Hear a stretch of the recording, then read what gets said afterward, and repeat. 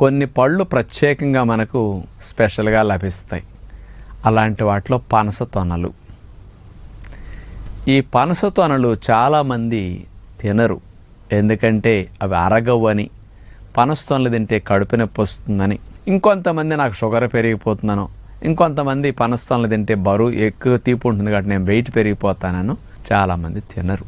కానీ మీరు షుగర్ పెరగకుండా వీటిని ఎట్లా తినొచ్చు, బరువు పెరగకుండా ఎట్లా తినొచ్చు, అసలు ఎవరెవరు ఎన్ని తినొచ్చు, అసలు దానివల్ల ఏమైనా ఇబ్బందులు వస్తాయా ఎన్ని ఎక్కువ తింటే, ఇవన్నిటి విషయాలు ఈరోజు కాస్త ఈ సమ్మర్ స్పెషల్ కాబట్టి వీటిని చెప్పుకోబోతున్నాం.